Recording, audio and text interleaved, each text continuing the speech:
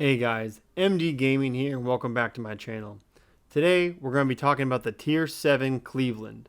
In my opinion, the Tier 7 Cleveland is the top tier HE spam cruiser in the tech tree that we have.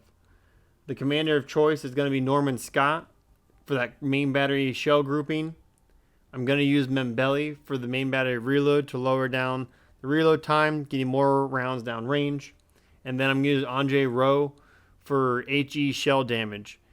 I used to use Rachung, but with Rowe I actually do more DPM than I did with Rachung, just because the reload time was very negligible with the 2.2%. This 3.25% for HE damage is a little bit better.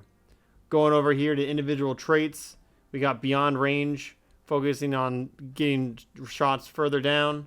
Igniter, again trying to increase the chances of hitting fires. We use Armed and Ready because the punch through is focused on AP. This is an HE build. So this one right here, this allows the rounds that come towards me to be a little more scattered and it lets me know who's going to shoot at me and when. And then also I got Fixated, again focusing on accuracy. And then for my legendary skill, I got Refill Station for the main battery reload time. And just in case someone's close enough to me, I get a little bit extra range. So let's jump into the game and let's talk about it. So this video right now is going to serve the purpose of 3 teaching techniques. The first one, of course, the main one, that's why you're here, how to play the Cleveland. The second one is why it's important not to abandon the flank, with a perfect example of why not. I will stress this every single time I see it in a video and I can be able to build it. Do not abandon a flank. And then the third option, or third lesson, is going to be space in between islands, because that doesn't pertain just to the Cleveland, it pertains to all ships in general. So looking at this game right now, I started on the C side, and so now that I'm on the C side, I need to make sure that C does not fall in the enemy hands. Notice I say that C cannot fall into the enemy hands. It doesn't mean I have to capture C, it just means that C capture does not have to be taken by the enemy. That's the main thing about playing the game. Just ensure capture points don't fall in enemy's hands, because ultimately, if no one's getting points, you're even. If they get the points, now they're going to start winning. So, just rule of thumb, no need to send your ships into C-cap. If that's what you think you need to do, you can just defend it, and just defending it is good enough. Now we're going to talk about the initial spacing, right? So we see that King George, he's now he's a C player, and he's now moving over to B. So I can already start seeing that people are abandoning their side. But I'm still going to not play aggressively, because I don't know what type of ships are going to be in the front. So as the Cleveland, you want to do shooting behind islands. That's where you're most effective. So right now you see how far I'm spaced out behind here in the island. That's going to give me better range of shots further along in the game. Because ultimately, if a battleship were to show up at my max distance and start pushing forward, I would start hitting this island. So like this part right here, this lip that this island has, because I'm so close, if I were to shoot, it would hit. So it's very important as a player that does HE spam or has a high arch that you're far enough away from the island in front of you, because ultimately, yes, you can probably get your first couple of shots off in the game, but if that enemy starts pushing forward, what's going to happen is you're going to start hitting the island in front of you. And so then you're going to become ineffective, and then you're going to lose your ability to support your teammates for a while as you try to regroup and maneuver your ship into a better position, and by then someone could die. So starting off initially with very good spacing away from the island is going to be very beneficial. Now, looking at this, my destroyer and I have a great opening because the entire enemy has now moved over to B. And all A has to do, right? A does not have to capture A. Players do not have to capture A.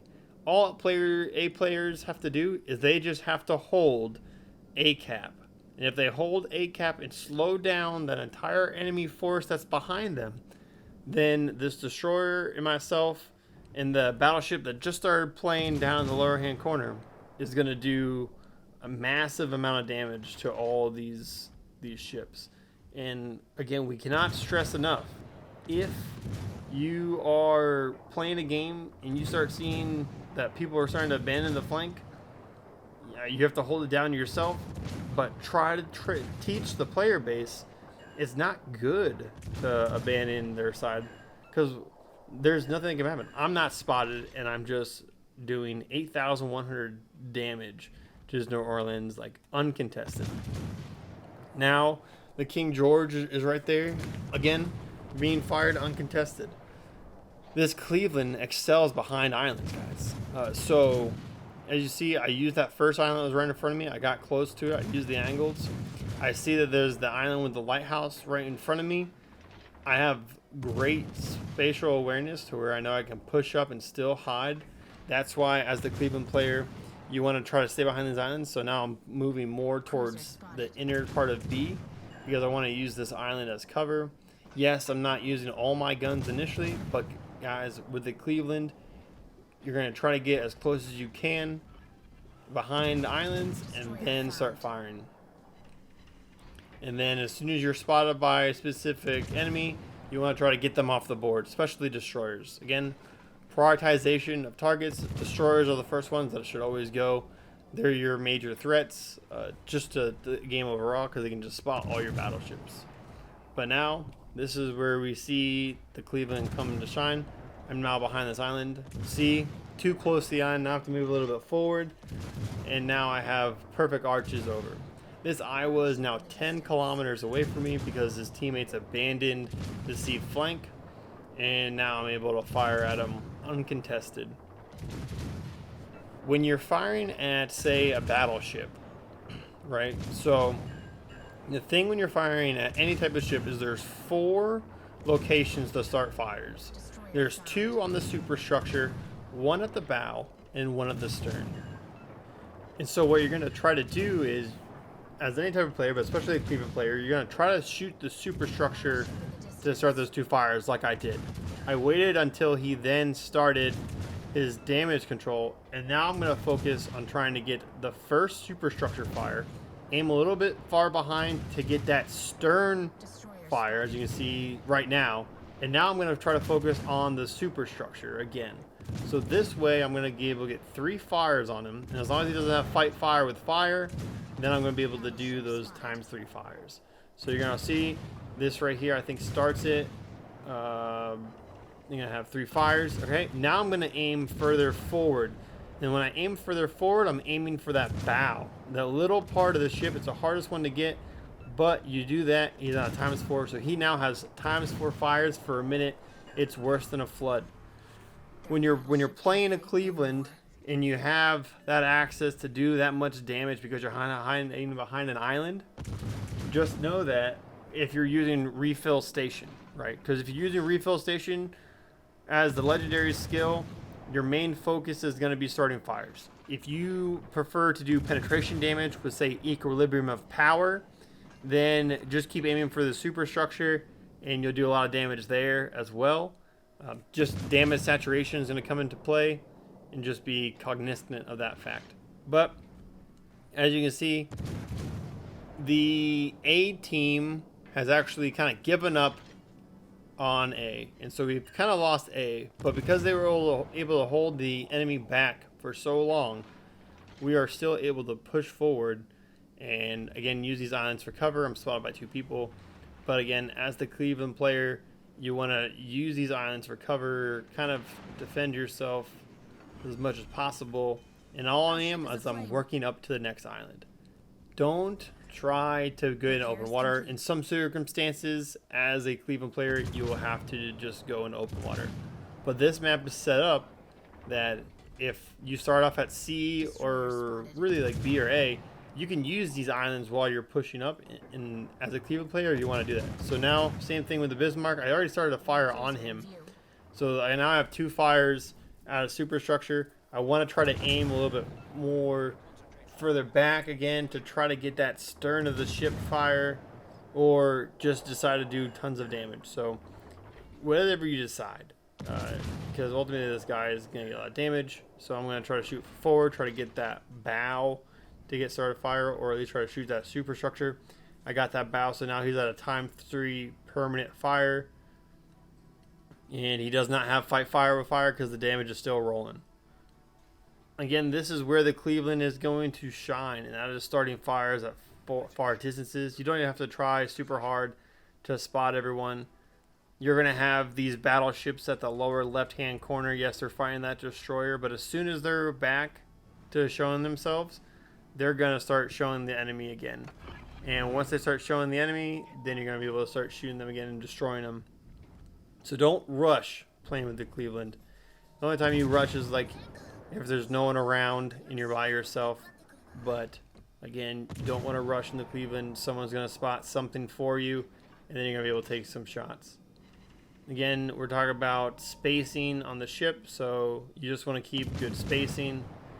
And then in classic MD gaming fashion, there is an island, and I have actually just, been so lucky this game, so I'm just going to hit something. So I hope you guys enjoy it. Again, 2 more fires with the Cleveland. The Cleveland is a fire starter, guys. You play this ship, you will have an immense fun time just starting fires against the enemy. But again, hit an island because that's super cool. You're going to see even better later on.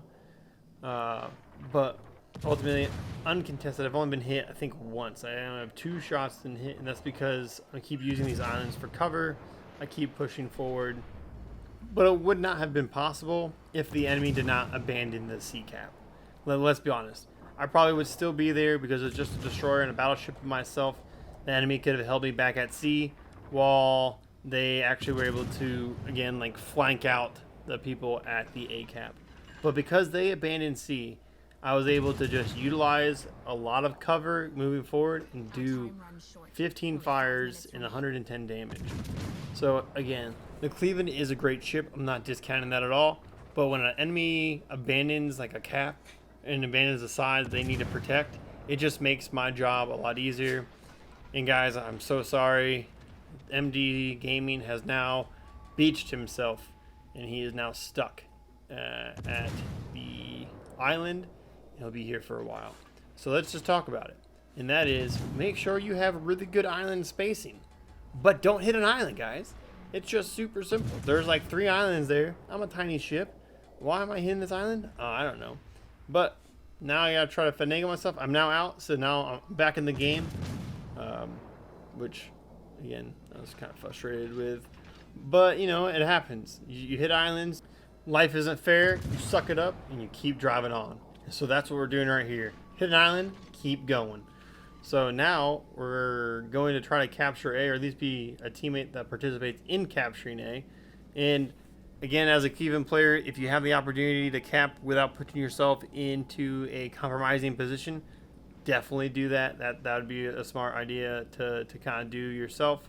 So we're going to try to capture A. And again, now A has that huge island line that's going to be able to provide us a lot of cover while we're trying to shoot those enemies far in the distance. But I'm spotted, which means that the Fletcher is somewhere that can see me, so I know he's not towards the A side. So actually, now he's spotted, I know he's at B, so I want to try to cut him off. I don't want him to try to stay at B and C because they can try to take the caps, and I know that the points aren't so close to where the caps matter, but say he gets those kills, now if he takes a cap C or cap B, our points are going to start slowing down. They might have a chance to come back. So my goal is to block the Fletcher from ever being able to try to capture base or hold the base down, and that way it allows me the ability to, again, inflict damage on the King George while keeping the enemy out of the caps. Because again, you don't need to capture all the time. You just need to make sure that the caps are not being taken by the enemy. And guys, let me tell you, it works 60% of the time, all the time. But again, as the Cleveland guys, on a serious note, playing at a far distance is going to be key, especially in open spaces. And then you're going to, again, like if you are in open space, you're going to zigzag, right? So you're going to move out and you're going to move in to mess up the enemy's aiming ability while trying to shoot and then get behind cover. Because behind cover, again, is where the Cleveland really excels. It has very thin hull armor and everything because it's a light cruiser, not a heavy cruiser. But its rounds, if you can get the reload speed down, does a lot of damage really quick. And that's really where you're trying to focus. Using your ability to fire a lot of rounds quickly. And that's where your damage is going to come from, guys. You're not going to have major citadels or major like devastating strikes through this ship. You're going to have really consistent shots very quickly, fires that are started, and that's what you're going for, right? You're not going for the 1-2 punch. You're going for the long game, the marathon, shooting the chips. That being said, it's an amazing DD hunter, as you just saw with that Fletcher. I was able to use 5 shots in that 5 seconds piece. That's 25 seconds with the, again, time to target.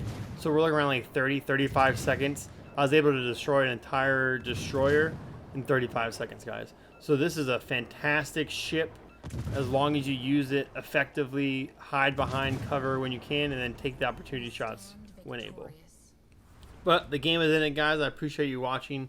Again, I hope you guys learned kind of how to play the Cleveland. Islands are key. It has a high arch, so you want to be able to lead the ship if they're going quick. And then, again, aiming for those fires. Again, abandoning the flank. Don't do that. And then island spacing is crucial. This game I was ending with 126,000 damage, 3 destroys, 18 fires, and 2 assists and captures. This allowed me to get 2,810 XP with 3 kills and a high caliber medal, guys.